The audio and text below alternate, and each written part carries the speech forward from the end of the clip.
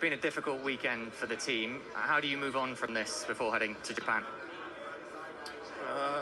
Yeah, I mean, a lot to learn from. It's definitely not where we want to be, of course, but I also know that the team is giving it everything. So it's frustrating for me, but it's also frustrating for them. But at the end of the day, of course, we need to try and figure it out together. We'll of course try to be a bit better for Japan, but after that, of course, we have a bit of a bigger break now that hopefully we can use to sort some stuff out. Yeah, I mean, just a very tough weekend for us, like pace-wise, grip-wise, and then, of course, the retirement. So a lot of things to analyze, learn from, and be better at, to be honest. This is, of course, not where we want to be. I think everyone is feeling the same, right? We don't want to be here. We want to be better. So that's what we'll try to work on now. Max Verstappen retired from the Chinese Grand Prix, and what he said afterward revealed a very unusual sense of frustration for him. Because it wasn't just a technical issue. His words reveal something much deeper within Red Bull. Before we continue, I want to read your comments. Do you think Red Bull has really lost its way with the new 2026 regulations? And the key question is this: are we seeing the beginning of a real crisis between Verstappen and the Red Bull project? Stay until the end, and don't forget to subscribe to the channel. In this video, we're going to analyze what really happened with Max Verstappen at the Chinese Grand Prix, why he ended up retiring from the race, and above all, what his subsequent statements mean.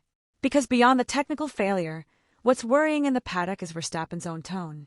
A driver who normally controls every message and who this time spoke with a clarity that raises many questions about the true state of the Red Bull project. Max Verstappen's weekend at the Chinese Grand Prix got off to a bad start from the very beginning, something that was clearly reflected in Friday's practice sessions. During practice, the Dutch driver was already describing strange behavior in the RB22, a car that wasn't responding consistently to the usual setup adjustments. For a driver with Verstappen's technical acumen, who bases much of his performance on the car's consistency lap after lap, encountering an unpredictable car is one of the worst possible situations.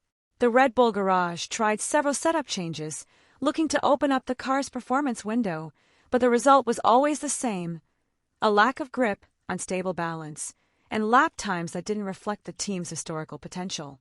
Qualifying ultimately confirmed that the problem was more profound than it initially appeared. Verstappen could only manage 8th on the grid, nearly a second off pole position, an extremely unusual result for a team that had dominated Formula One just a few years earlier. Even more worrying was the way he achieved that result. It wasn't a minor driving error or an isolated bad lap. It was a consistent pattern throughout the session, with a car unable to inspire confidence in the fast corners and a front end that lacked the precision needed to attack the apex aggressively. By Sunday, the strategic landscape was already shaped by that starting position. In Shanghai, starting from the middle of the pack meant facing traffic, aerodynamic turbulence, and much more delicate tire management. Verstappen knew this perfectly well, and that's why his initial approach was more conservative than usual, trying to survive the opening laps while assessing the car's true behavior with a full fuel load. However, even in those early stages of the race, it was clear that the RB22 did not have the necessary stability to allow it to execute a clean and controlled comeback. When the lights went out in Shanghai, Verstappen's race began with another unexpected blow. Starting from 8th position, the logical objective was to gain a few places at the start and quickly move into the group fighting for the podium. However, the exact opposite happened.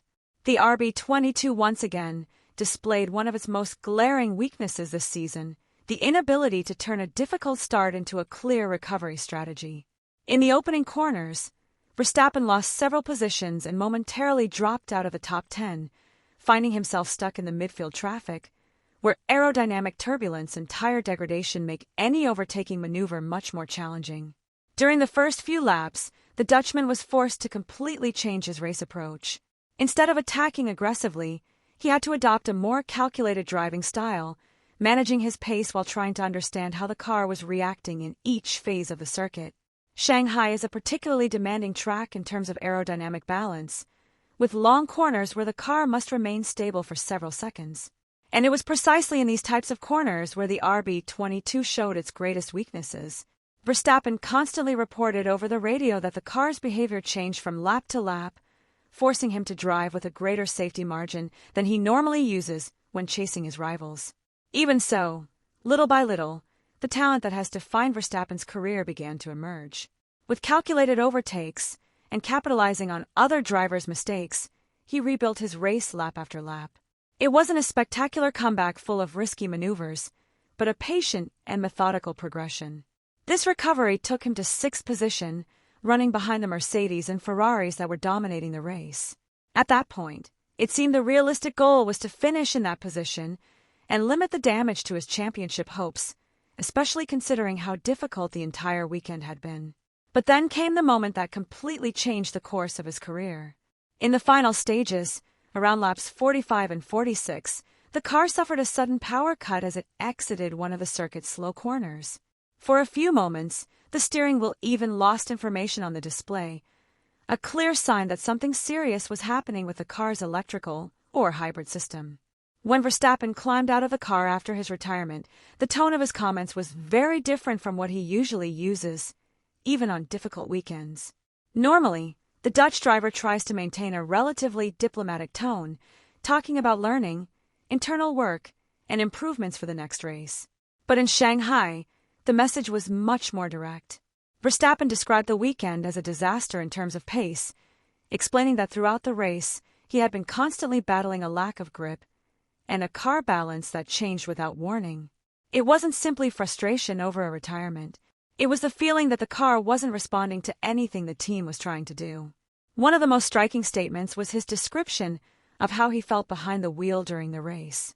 Verstappen explained that every lap had become practically a matter of survival, a very strong statement considering we're talking about one of the most dominant drivers of the last decade.